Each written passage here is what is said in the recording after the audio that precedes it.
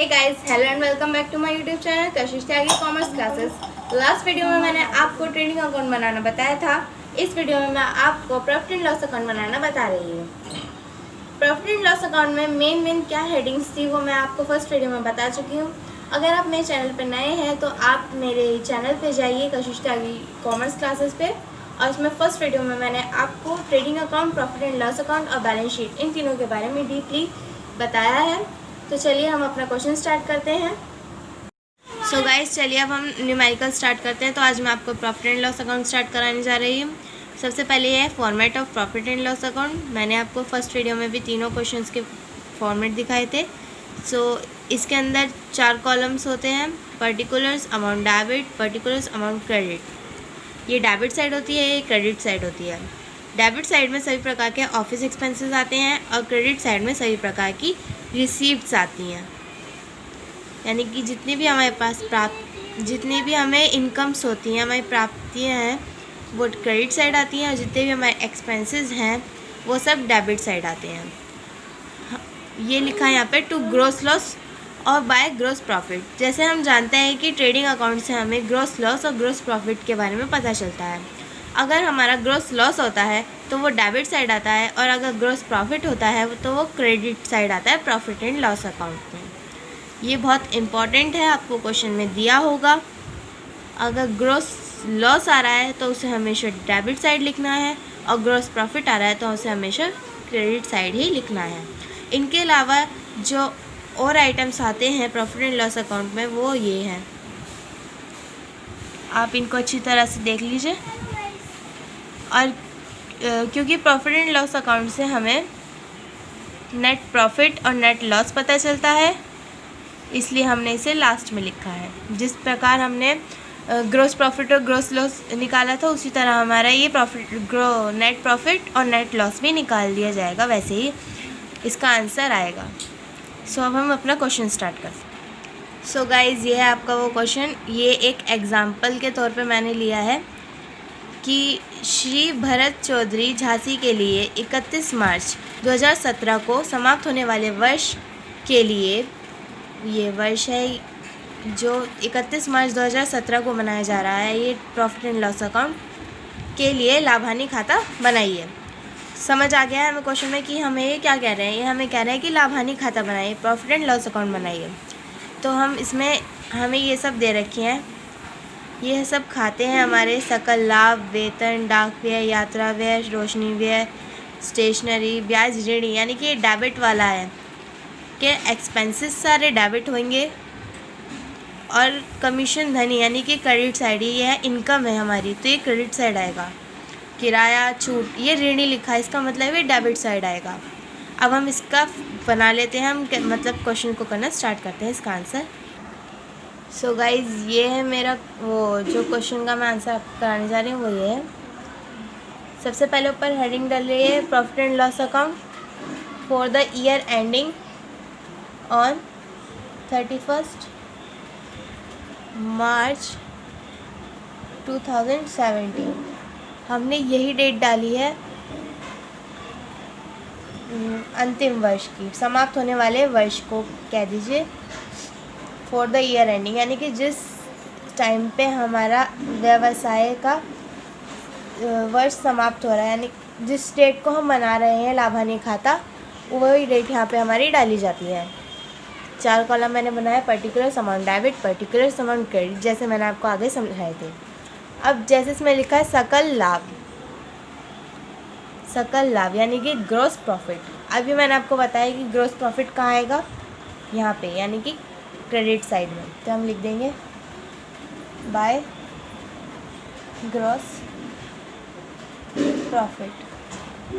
तो हमारा gross profit है 9800 रुपीज़ का।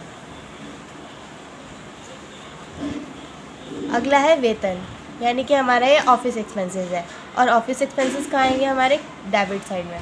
तो हम यहाँ लिख देते हैं टू सैलरीज। सैलरी है हमारी 400 रुपीज़। अगला है डाक व्यय, यानी कि पोस्टेज एक्सपेंसेस। जितने भी एक्सपेंसेस हमारे हैं वो किधर आएंगे, डेबिट साइड में। तो हम यहाँ लिख देते हैं to postage expenses. Postage expenses है हमारे 50 रुपीज़। अगला है यात्रा व्यय यानी कि ट्रैवलिंग एक्सपेंसेस। मैंने आपको बताया इसके अंदर ऑफिस एक्सपेंसेस और अदर एक्सपेंसेस लिखे जाते हैं। यात्रा व्यय एक तरह से यूँ भी कह दीजिए कि हम अपनी ऑफिस एक्सपेंसेस भी है एक तरह से, क्योंकि हमारे ऑफिस में काफ़ी बार ऐसा होता है कि हमें ऑफिस के काम के लिए कहीं बाहर जाना होता है यानी कि ट्रैवल करना होता है, तो उसके अंदर भी हम यात्रा व्यय को जोड़ सकते हैं, ट्रैवलिंग एक्सपेंसेस को हम जोड़ सकते हैं। तो टू ट्रैवलिंग एक्सपेंसेस है 248। नेक्स्ट है हमारा रोशनी व्यय, to light expenses 112। Stationery, to stationery 100 रुपये। नेक्स्ट है ब्याज ऋण यानी कि इंटरेस्ट डेबिट। हम इसे डेबिट क्रेडिट कुछ नहीं लिखेंगे, फॉर इंटरेस्ट लिख देंगे हम, जो कि है 30 रुपीज़ का। नेक्स्ट है कमीशन, क्योंकि धनी यानी कि क्रेडिट साइड कह रहा है हमसे, तो हम क्रेडिट साइड ही लिख देते हैं बाय कमीशन। कमीशन है हमारा 50 रुपीज़। नेक्स्ट है किराया, तो टू रेंट। नेक्स्ट है छूट यानी कि डिस्काउंट, तो टू डिस्काउंट। मैंने stationery, interest, rent, discount, light expenses इनको डेबिट साइड इसलिए लिखा है क्योंकि ये ऑफिस एक्सपेंसेस है। लाइट में रोशनी का खर्चा होगा, स्टेशनरी का खर्चा होगा, इंटरेस्ट डेबिट था इसलिए मैंने डेबिट साइड लिखा। अब हमारा जब ऑफिस में हमारा रेंट भी जा रहा होगा, ज़रूरी नहीं है कि हमारा प्राइवेट ऑफिस हो या हमारा खुद का ऑफिस हो सकता है वो रेंट का हो, इसलिए वो रेंट एक्सपेंसेस भी जोड़ रहा है। ये सब एक्सपेंसेस का टोटल और ये सब एक्सपेंसेस का टोटल हम करेंगे और जिसका हाईएस्ट होगा उनको दोनों तरफ लिखेंगे। तो जब मैंने दोनों साइड का टोटल किया तो डेबिट साइड तो आई 1120 और क्रेडिट साइड का टोटल आया 9850 रुपीज़। तो अब हमें जो ज़्यादा है उसे तो दोनों साइड लिखना है, तो हम पहले लिख देते हैं 9850।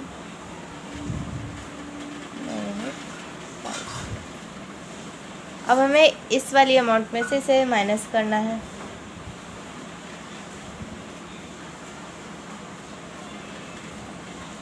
यानी कि हमारी डेबिट साइड में हमें इतनी अमाउंट कम है।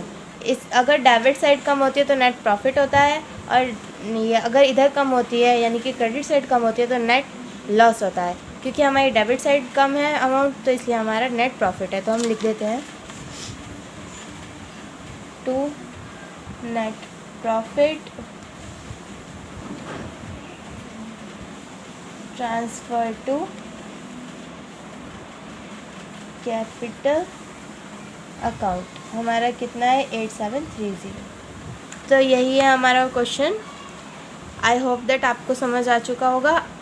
और जो ये नेट प्रॉफिट है, नेट प्रॉफिट उसमें जाके प्लस होता है बैलेंस शीट में कैपिटल के अंदर। तो अगले क्वेश्चन में मैं आपको ये बताने जा रही हूँ बैलेंस शीट। अगर आपको इस क्वेश्चन में समझ नहीं आता है कुछ भी तो आप मुझे कमेंट कीजिएगा।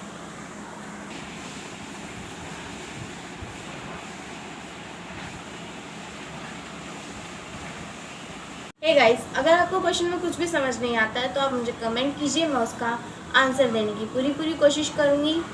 और मेरे चैनल को लाइक कीजिए, शेयर कीजिए, सब्सक्राइब भी ज़रूर कीजिएगा। Thank you for watching my channel. Next video में मैं आपको बैलेंस शीट बनाना सिखाऊंगी। Thank you guys.